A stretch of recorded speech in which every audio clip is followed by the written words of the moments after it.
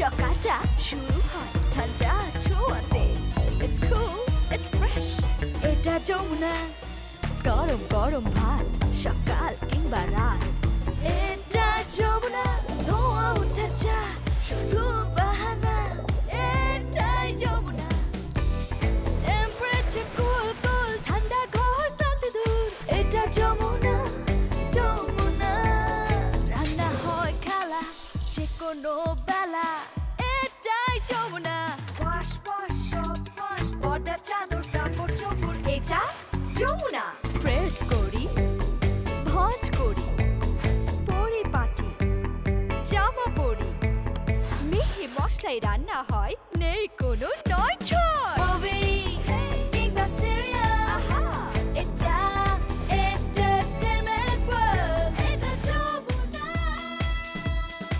Yamuna Electronics and Automobiles. Simplify your living.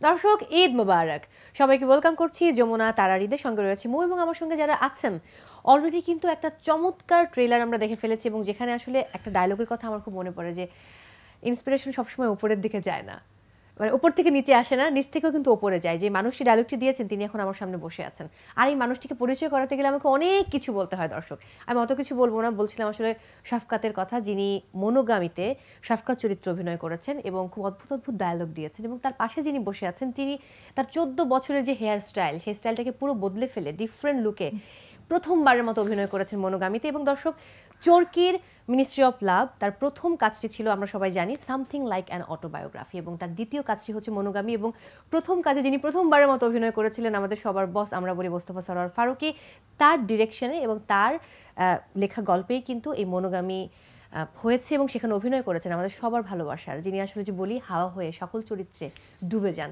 সেই পদাতিকের আমাদের মৃণাল সেন আমাদের চান মাঝি আমাদের সেই কারাগারের সেই বৃদ্ধ লোকটি এবং এই মানুষটি আসলে এত অদ্ভুত মানে এমন একজন মানুষ যে আয়নায় সবসময় নিজেকে কখনো তিনি চিনতে পারেন না কারণ তিনি এক এক সময় এক এক ক্যারেক্টার প্লে করেন দর্শক এবং সেই মানুষটি আমাদের মিসির আলী তিনি আর কেউ নন তিনি চঞ্চল চৌধুরী এবং পাশে রয়েছেন ঝুমকা খ্যাত জেফার হ্যালো ঈদ মোবারক কেমন আছেন মৌসুমীর কথা শুনছো মানে মানে মুখস্থ মানে 10 লাইনে একটা না বলে গেল একদম বলো বলো ভালো লাগছে পুরো organic thank you so much Eid তো খুব জমজমাট কাটছে মানে আমি না ট্রেলার দেখে আমার মাথা খারাপ আমি একদম চাঁদরাতের জন্য পুরোটা দেখে ফেলেছি মানে ওয়াও জাস্ট ওয়াও কেমন আছেন আছি ভালো আছি দর্শকদেরকে আগেই বলি ঈদ মোবারক ঈদ মোবারক আপু ঈদ কেমন কাটছে খুব ভালো এই যে মুভির প্রথমবারের মতো অ্যাক্টিং ডিফারেন্ট একটা অ্যাক্টিং ডেবিউ না আমার অ্যাক্টিং ডেবিউ রাইট মানে যেখানে সঙ্গীত শিল্পী আমি ও তার মানে তুমি মনে করতে পারছো না যে অ্যাক্টিং ডেবিউ আমার মানে মানে হ্যাঁ আসলে মানে এইরকম একটা তুমি ট্রমার মধ্যে চলে গেছো ট্রমা না মানে আনরিয়াল না ব্যাপারটা আমার কিন্তু তার ক্যারেক্টার ভীষণ বোল্ড লেগেছে মানে প্রত্যেকটা ডায়লগ ডেলিভারি এবং লুকের ব্যাপার স্যাপার আমাকে চঞ্চল ভাই জিজ্ঞেস করছিল যে তুমি কি এরকমই নাকি রিয়েল লাইফে আসলে কি রকম মানে কি মনে হচ্ছে না প্রথম অভিনয় তো নিজে যা সেটাই আসে আচ্ছা এরপর থেকে যদি এটা কন্টিনিউ করতে থাকে তো বারবার তো একই জিনিস করা যাবে না তখন হচ্ছে আসলে অভিনয় আসল দুটিটা আসলে ছড়ায় প্রথম অভিনয় করতে গেলে প্রথমে নিজের চরিত্রটা যেটা থাকে ব্যক্তিগত জীবনে সেটাই বেশি দেখা যায় স্ক্রিনে একদমই তাই কিন্তু জেফার আপুকে তাহলে রেগুলার করবে অ্যাক্টিং তার কি ইচ্ছে ভালো প্রজেক্ট হলে এটাতে আমি চঞ্চল ভাই ছিল আমার কো অ্যাক্টর তারপরে ডিরেকশন হচ্ছে গিয়ে মোস্তফা সরোয়ার ফারুকী সো এটার আমি জানি না এটাকে এখন বিট করতে হবে তাই না এক্স্যাক্টলি এটা কিন্তু খুব টাফ বিট করতে হবে এটা খুব ভালো মানে আমি শুনেছি যে এখানে মানে কাস্টিং হবার ক্ষেত্রে একটা মানে চমৎকার গল্প আছে ইলহাম সম্ভবত ঝুমকা গান দেখতো এন্ড সেখান থেকে ভাইয়ের মাথায় ঢুকেছে আমি একটু পুরো গল্পটা শুনতে চাই মানে বাচ্চা যেহেতু খাওয়ানোর জন্য ঝুমকা বাজাতো আর ঝুমকা গানটা কিন্তু আমার বাচ্চাদের কাছে খুব খুব মজার হ্যাঁ তো ওইখান থেকে আমার মনে হয় যে তারা প্রত্যেকদিন আমাকে দেখতো তিশা আপু আর ফারুকী ভাই প্রত্যেকদিন তাদের দেখতে হতো মানে কো-প্রোডিউসার এন্ড হচ্ছে ডিরেক্টর দুজন মিলে একসঙ্গে দেখছে এবং রাইটার হ্যাঁ বাধ্য হয়ে দেখতেছে রাইট দেখতে দেখতে মনে হয় তিশাপুর ফার্স্ট বলছে যে আচ্ছা আমরা জেফারকে কেন ভাবতেছি না তখন ওদের ভিতরে এই আলাপ হয় আলোচনা হয় কিন্তু আপনি প্রথম প্রপোজ কবে করে এটার জন্য মানে আমাকে ফারুকী ভাই প্রথমে গান গাওয়ার জন্য ওই যে গানটা আমরা শুনেছি হ্যাঁ তো ওটা ডাকে তো আমি যাই ওইভাবেই সেট করে যে আমি গান দিয়ে আসবো ফারুকী ভাইয়ের একটা ইয়েতে তো আমাকে পুরো স্টোরিটা সে বলে কিন্তু বলে কিন্তু যাতে আমি গান গাওয়ার সময় ব্যাপারটা ফিলটা পাই হ্যাঁ গানটা ডিফারেন্ট ওটা একটা ডিফারেন্ট গান ছিল তো আমি শুনতেছি তো হঠাৎ করে বললো এখন ধরো ওই মেয়েটা যদি তুমিই হও। তারপর হ্যাঁ Oh my God! আমি তো এখানে Okay. গান করতে আসছি, কি মেয়েটা আমি হই মানে? বলে যে হ্যাঁ তুমি যদি, আমি বলছি আপনি কি এটা এখন মানে ভাবলেন আমাকে দেখে? হ্যাঁ। আমি এটা পরে বলছি না আমি 2 মাস ধরে এটা নিয়ে ভাবতেছি। Wow! এবং আমার মনে হয় কি ভেবেও না সে ক্যারেক্টার অনেক কিছু চেঞ্জ করেছে, কেন যেন মনে হয়, কারণ সে তো শেষ মুহূর্তে স্বপ্নও দেখে যে আমি কি করবো, স্বপ্নে দেখে সবকিছু অ্যাড তো করে। তারপরে আমি ওনাকে অবশ্যই একটা পজিটিভ ইয়ে দিই, কিন্তু বলি যে একটু ভাবি আমিও, আপনিও দেখেন যে জিনিসটা কেমন আমরা করতে পারি একসাথে, আমরা একটু অডিশন নেন। আমি নিজেই বলতেছিলাম যে আপনি অডিশন নেন, দেখেন। ইচ্ছা ছিল ইচ্ছা তো অবশ্যই ছিল। স্বাভাবিক, এটা বোঝা যাচ্ছে যখন তাকে ফারুকি দেখে। ভাই মানে আমাকে অফার, আমি জানতাম না চঞ্চল ভাই আমার কো-অ্যাক্টর, তখন আমি জানতাম না। আচ্ছা। সো ফারুকি ভাই যখন বলছে অবভিয়াসলি উনাকে তো আমি ট্রাস্ট করবই। তো আমার কাছে যখন জানলেন যে চঞ্চল ভাই কো-অ্যাক্টর, তখন এটা আমি জানি আরো অনেকদিন পরে। আচ্ছা, তখন আমি মানে পুরো অবাক হয়ে যাই যে কি চঞ্চল, একদিক দিয়ে এক্সাইটেড আরেকদিক দিয়ে ভয়। হ্যাঁ স্বাভাবিক, যে এমন গুণী হ্যাঁ, অভিনেতা, সত্যি, একদম। অভিনেতা বললো আমার উনি অভিনেতা না, উনি মানে একটা অশরীরী মানুষ। হ্যাঁ, এবং সে কিন্তু আমার মানে খুবই ফেভারিট একজন অ্যাক্টর, একদম বাংলাদেশের অনেকে। তাকে অন্য প্রসঙ্গে কথা না বলো। সত্যি, এটা আমি সবসময় বলি। সো একদিক দিয়ে আমি খুবই এক্সাইটেড, আবার একদিক দিয়ে চঞ্চল ভাইয়ের সাথে আমি কিভাবে অ্যাক্টিং করব, আমি তো অ্যাক্টিংই করি না জীবনে, বাট উনি জিনিসটা অনেক সহজ করে দিয়েছে। তবে আমার সঙ্গে যারা জীবনে কখনো অভিনয় মানে করেছে। করে নাই, মানে করে নাই, হ্যাঁ, করে নাই। আমি বলছি নতুন কেউ যদি অভিনয় করে, আমি হচ্ছি সবচাইতে সেই মানুষ অনেক support। যে কিনা আমার কোয়ার্টিস্টের সঙ্গে যে কোনো ভাবে, কারণ আমার রিস্কটা তখন কোথায় থাকে যে আমি একজন বৃদ্ধ অভিনেতা, অনেক বছর ধরে অভিনয় করছি, আমার হয়তো সেই লজ্জা শরম নাই, তখন নতুন যে আর্টিস্ট আছে যে ওর যেন ঠিকঠাক মতো অভিনয়টা করতে পারে, ও যেন আমাকে বেশি কেয়ার না করে যে ও সিনিয়র অভিনেতা এটা সেটা, কিন্তু সেইটাই আমি আসলে মানে ব্যালেন্স করি মানে এইভাবে যে তুমি ভাই বা আপনি ভয় পাবেন না, আপনি আপনারটা করেন, এবং হ্যাঁ, এবং যতবার খুশি। অদ্ভুতবার হচ্ছে আমি যে রিহার্সাল যে করি আমার নতুন কোয়ার্টিস্টের সঙ্গে, হয়তো যারা সিনিয়র কোয়ার্টিস্ট যারা থাকে ওদের সঙ্গে একবার দুইবার হ্যাঁ ঠিক আছে ওকে আমরা হয়ে যাবে, কিন্তু একজন নতুন কোয়ার্টিস্টের সঙ্গে আমি 15 বার 20 বার আধা ঘন্টা 1 ঘন্টা যতক্ষণ না পর্যন্ত আমরা ফ্রেমে দাঁড়াই ততক্ষণ পর্যন্ত রিহার্সাল করি, এবং তাকে আমি এইভাবে ইজি করে দেই যে তুমি কিন্তু আমাকে কাউন্ট করো না, তুমি তোমার ডিরেক্টর যেভাবে বলে তুমি সেটা সেইভাবে করার চেষ্টা করো, কমফোর্টেবল করে ফেলা একদম সাথে সাথে। সালামি দিয়েছেন? আমি সালাম করি নাই তো এখনো। আচ্ছা ঠিক আছে না, এখন তো মানিব্যাগ এখানে নাই। ওরা এই পেমেন্টটা পাওয়ার পর ওখান থেকে ভাগ করে দুজনকে আচ্ছা দিয়ে ঠিক দিলেন। আছে, কিন্তু শাফকাতের গল্পে যাব, মানে পুরো গল্প তো আমরা এখন বলাই যাবে না কারণ দর্শককে দেখতে হবে চরকিতে, বাট পুরো যে জার্নিটা ট্রেলার থেকে তো খানিকটা সবাই আজ করতে পেরেছে। সো এখানে প্রথম নিজের সন্তান অভিনয় করেছে, হ্যাঁ এই অনুভূতিটা কেমন? মানে শুদ্ধর বাবা এবং শুদ্ধ প্রথমবার মতো ফার্স্টিং তারও ডেবিউ, আমিও ডেবিউ। ডেবিউ আর্টিস্টের সংখ্যা প্রচুর ছিল। রাই প্রথম, রায়ের মাও প্রথম, রায়ের মা চরিত্র অভিনয় করেছেন, প্রেমা সব নতুন, সব আমি একমাত্র বয়স্ক, আসলেই তো চারপাশে পুরাতন, মানে প্রেমা আপু, শুদ্ধ, রায়, জেফার আপু, শুধু আপনি একমাত্র। আমার চারপাশে ডেবিউ আর্টিস্ট ভরা। সবার জন্য খুব টেনশনের ব্যাপার ছিল। টেনশনটা অন্য কারোর জন্য লাগে নাই। প্রথমত আমি তো জানতাম না যে এই ক্যারেক্টারটা শুদ্ধ করবে, অলরেডি যে করবে তার সঙ্গে ফটোশুটও হয়ে গেছিল আগে থেকে সবকিছু, এবং আমাদের রিহার্সালসে সবকিছু হয়ে গেছে। 3 দিন কাজ করার পর যে ধরনের ডায়ালগস আমি দেখলাম, তাতে করে যে ফিলটা লাগবে, সরোর ভাইয়ের সঙ্গে এই নিয়ে আমি কথা বলছিলাম যে আমার যে ছেলের চরিত্র অভিনয় করবে এখানে ইমোশনাল অনেক ব্যাপার আছে যেগুলো সে কি আসলে আমাকে বাবা হিসাবে কি এই ইমোশনাল জায়গা থেকে বিষয়টা সে বাচ্চাটা ডিল করতে পারবে কিনা, বা তখন স্যার হলো যে হ্যাঁ কথাটা ঠিকই বলছেন, এই বলতে বলতে বলে আপনার ছেলের বয়স কত, তা বললাম কোন ক্লাসে পড়ে, ক্লাস 7-এ তখন পড়ে। তো বলে যে আমি তো শুদ্ধকেই নিতে পারি, শুদ্ধর সাথে আপনার যে বন্ডিং আছে আমি ফেসবুকে বা সব জায়গায় বা সব কিছু দেখছি, শুদ্ধ পারফেক্ট কাস্টিং, শুদ্ধ কি অভিনয় করবে? তা আমি বললাম শুদ্ধ করবে কি করবে না তার চাইতে বড় কথা এটা ওর প্রথম হচ্ছে অনুমতি নিতে হবে ওর মায়ের, কারণ শুদ্ধর স্কুল আছে, কোচিং আছে। তারপরে বলে ঠিক আছে আপনি একটু ভাবির সাথে কথা বলেন, আমি ওর শুদ্ধর মার সঙ্গে কথা বললাম, আর বললাম যে শুদ্ধকে এটা বলার দরকার নাই, কারণ হাজার হলেও মোস্তফা সরোয়ার ফারুকীর কাজ এবং প্রথম অভিনয় করবে, তার মানে বিষয়টা কি হতে পারে আমার মধ্যে তখন একটা মানে বুকের মধ্যে ধরপড় করতে ওই যে শুরু বাবা মারা মানে সন্তানের পরীক্ষার ব্যাপারটা কিন্তু সহজে নিতে পারে না। আমি তো জানি যে ফারুকী ভাই এটা ডিসিশন নিয়েছেন মানেই কোনো না কোনো ভাবে আমাকে এখন রাজি করাবে বা এটা হবেই। তারপর শুদ্ধর মার তো একটা ইচ্ছা ছিল, সুপ্ত ইচ্ছা। শুদ্ধও অনেকদিন ধরেই অভিনয়ের প্রতি এক ধরনের বুঝিত একটা চুকচুকানি ছিল আর কি, হ্যাঁ অভিনয় করতে চাই, দেখে এটা সেটা, এবং আশেপাশে দিব্য সৌম্যর অভিনয় সবসময় দেখছে, তার ভেতরে একটা গোপন একটা ইচ্ছা ছিল। তা আমি বললাম যে এটা ওর এখন বলার দরকার নাই, আগে আমরা সব হিসাব টিসাব করে দেখি, যদি টাইমটা যদি মেলে তারপরে, আগে বললে তো ওর পড়াশোনা শেষ হয়ে যাবে এই 4-5 দিন পরে যখন শুট হবে তখন ওটা শেষ। সেটা গোপন রেখে শুটিং এর আগের দিন রাতে আমি বাসায় ফিরে আমি তখন বললাম যে বাবা কালকে তোমার শুটিং আছে। মানে তার কোনো প্রিপারেশন নাই? না। আমার শুটিং? কিসের শুটিং? আমি বললাম যে এরকম ওই যে ফারুকী আঙ্কেলের একটা মানে আমরা যে ফিল্মটা করছি সেখানে একটা আমার ছেলের ক্যারেক্টার, তোমার টেনশন নেই। সে তো খুব এক্সাইটেড হলো, এবং সে তার পরবর্তীতে এখন যেটা বলে যে তার আগের সারা রাত ঘুম হয় নাই তার, যেটা আমারও প্রথম ক্যামেরার সামনে আমি যখন দাঁড়িয়েছিলাম, আমি প্রথম আমার মামুন রশিদের সুন্দরী নাটকে প্রথম যেদিন, এবং আমার কোয়ার্টিস্ট ছিলেন বিপাশা আপা, বিপাশা হ্যাঁ, এবং যে আমাকে বললো যে কালকে সকাল 8টার সময় যেতে হবে এই মহাখালীতেই, মানে বন বিভাগের একটা অফিস ছিল, সকাল 8টায় কল দিয়েছিল, কিন্তু আমি 7টার সময় গিয়ে বসে আছি, এবং সারা রাত 2টা ড্রেস নিতে বলেছিল, সারা রাত ইস্তারি করে আমার আর ঘুম আসে না। তারপর আবার বিপাশা আপার সাথে অভিনয় করবো, যদি বিপাশা আপার সঙ্গে আমার পরিচয় হালকা পাতলা ছিল, চারুকলা আমরা উনি পড়েছেন আমার সিনিয়র আমার অবস্থা। যাই হোক এইরকম ভাবে তার শুদ্ধর ভেতরে ওই জিনিসটা, এবং দেখলাম যে আসলে সে খালি সারা রাত ঘুমায় না, একবার এই পিঠ পাশে করছে।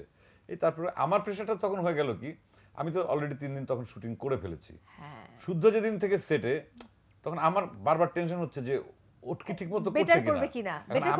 আর আমি এত স্বার্থপর একজন আর্টিস্ট, আমি আমার কাজের সাথে কোনো রিলেশন কোনো কিছু কম্প্রোমাইজ করি না, এবং কখনো কোনো শুটিং এ পারলে পরে আমি আমার স্ত্রী সন্তানের একটা অভিযোগই ছিল যে কোনোদিন তাদেরকে আমি শুটিং দেখাতে নেই না, কারণ আমি জানি যে শুটিং এ নিলে পরেই আমার কনসেন্ট্রেশনটা থাকবে তাদের উপরে, যে তারা খেলো কিনা, তারা কি দেখছে, তাদের ভালো লাগছে কিনা, এটা কেয়ার নিতে গেলে পরে আমার অভিনয়ের 12টা বাজবে। যে কারণে আমি খুব বেশি, তারা বোধহয় জীবনে 1-2বার শুটিং সেটে গেছে বা ওইটাই আর কি।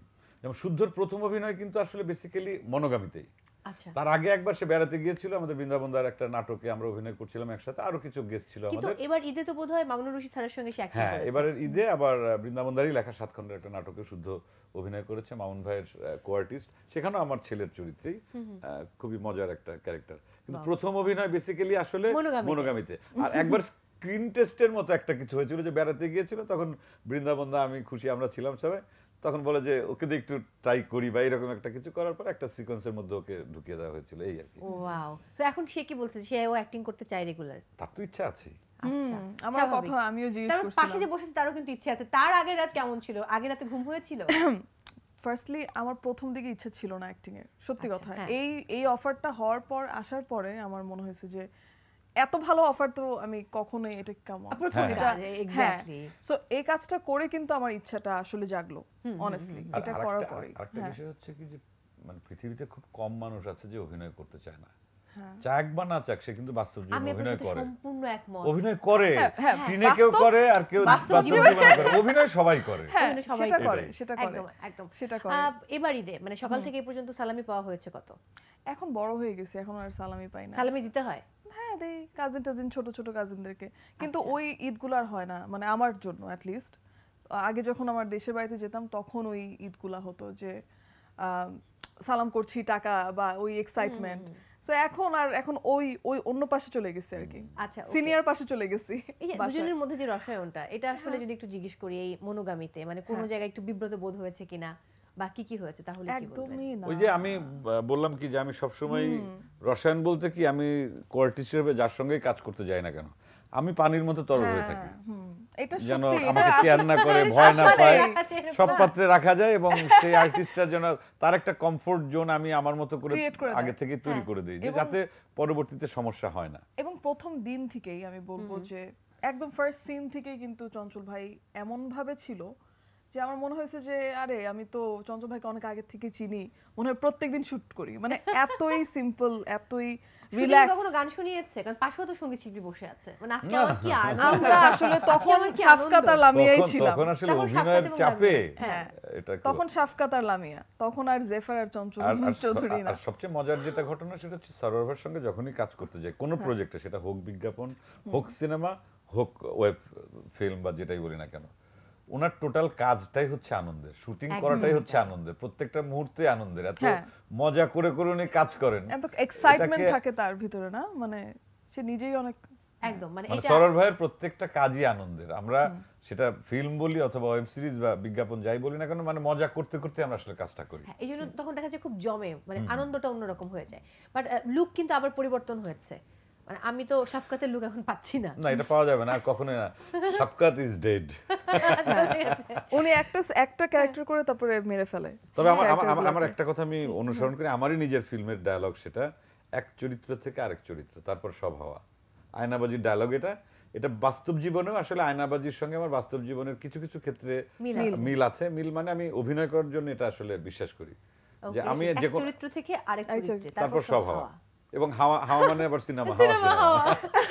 তা যে কোনো চরিত্র করার পর আগে ওই চরিত্র থেকে আমি বের হওয়ার চেষ্টা করি। আমার লুক অথবা ফিল যেটাই থাকুক না কেন ভেতরে, এক একটা চরিত্র থেকে বের হতে আবার অনেক সময়ও লাগে। মনোগামী শুটিং হয়েছে কোন টাইমটাতে অ্যাকচুয়ালি? কারণ আপনি পদাতিক করার জন্য গেলেন, মৃণাল সেন শেষ করে এলেন, তারপরে তো বোধহয় এটা করা রুমি করলেন। মানে রুমি তো রিসেন্টলি করা, রুমি তো এই এক মাস আগে করেই আবার এই ঈদে যাচ্ছে। আমি আরো কিছু মাস আগে।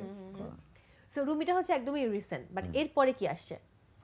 নেক্সট ঈদে কোন এরকম কোন চমক থাকবে? থাকতে তো পারে, আমার তো চেহারা দেখে মনে হচ্ছে এখন কিছু বলা যাবে না, কারণ এখন মানে অদ্ভুত একটা সময় আমাদের। আমরা টেলিভিশন নাটকের ব্যাপারটা আগেই বলে দেওয়া যায় যে এই ঈদে আমি কয়টা নাটক করেছি বা সামনের ঈদে কি কি কাজ আছে সব আছে, এবং ডিরেক্টরের নাম, রাইটারের নাম সহ কোয়ার্টিস্টের নামও বলে দেওয়া যায়। কিন্তু ওয়েব কন্টেন্ট গুলোর ক্ষেত্রে অথবা ফিল্মের ক্ষেত্রে একদম স্ট্রিক্টলি এটা মেইনটেইন করতে হয় যে ঘোষণাটাও আসলে চমক দিয়ে ঘোষণাটা দেয় যে সামনে কি কাজ আসছে। ইভেন ইন্টারভিউয়ের সময় এখন সাংবাদিকরা অনেক সময় মাইন্ডই করেন, কারণ ক্যারেক্টার সম্পর্কে তো অনেক কিছু জিজ্ঞাসা করেন সাংবাদিকরা, সব বলা যায় না, যেমন এখন কিছু বলা যায় না। দেখেছি একদিন অলরেডি, তারপরে কিন্তু আমরা এখন কিছু বলছি না, এখন শুধুমাত্র প্রচার করতে হয়। আসছে অমুক চ্যানেলে অথবা অমুক প্ল্যাটফর্মে, দেখুন, সাবস্ক্রাইব করুন, দেখুন, এইটুকু শুধু বলা যায়, এছাড়া কিছু বলা যায় না। কি কিনেছেন? আমি গিফটস পাইছি, কিন্তু অনেক গিফট মানে আত্মীয়স্বজন বা ব্র্যান্ডসরাও গিফট তো দেয়। হ্যাঁ, তো কিছু একটা হয়ে যাবে ওখান থেকে। কতগুলো পাঞ্জাবি পেয়েছেন? পাঞ্জাবি তো জোড়ায় জোড়ায় পেয়েছি। অফকোর্স, না দিলে তো একদম খুন করে ফেলবো। ওটা তো মাস্ট। ওর তো সেটা এখন ওর 5 সেট কিনতে হয়। ওরা 3 জন আর আমরা 2 জন। আবার এছাড়াও জোড়ায় জোড়ায় আমার বাসায়ও বেশ কয়েকজন শৈলী থেকে পাঠিয়েছে। তারপর আমাদের আরো আত্মীয় স্বজন, বন্ধু বান্ধব, তাতে এখন আবার শুদ্ধ আর আমার মোটামুটি কাছাকাছি সাইজ তো আর কি। ব্যাপারটা অন্যরকম, এক্সেল আর এল খুবই কাছাকাছি।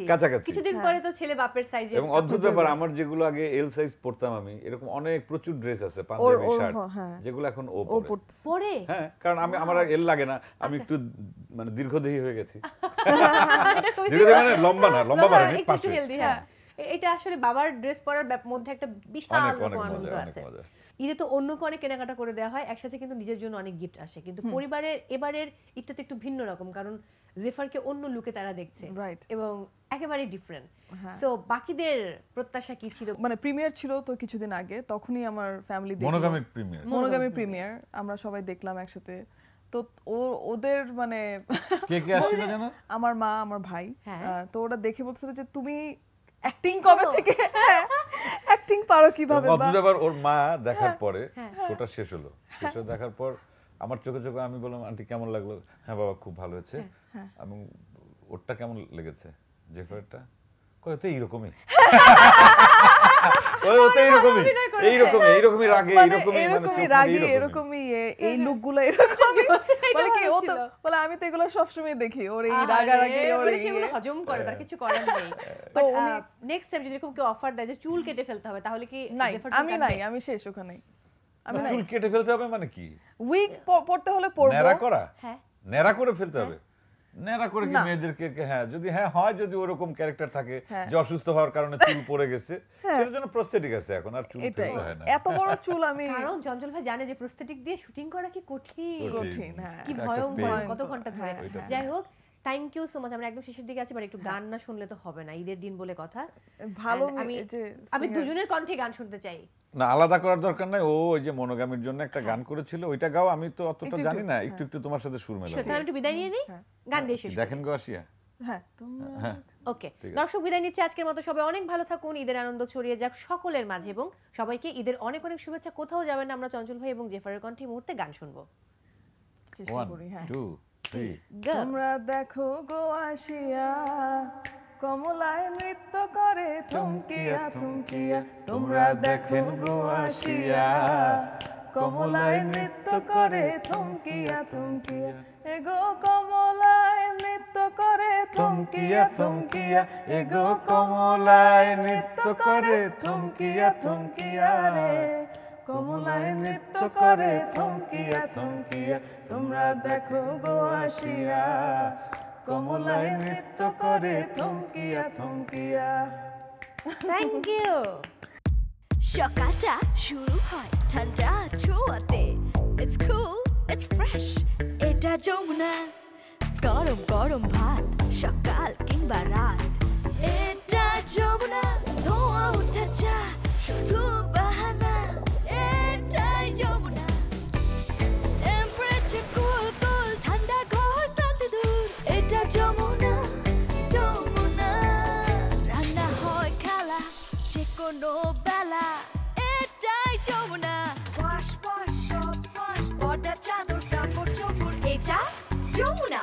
প্রেস করি ভাঁজ করি পরিপাটি জামা পরি, মিহি মশলায় রান্না হয়, নেই কোনো নয় ছয়।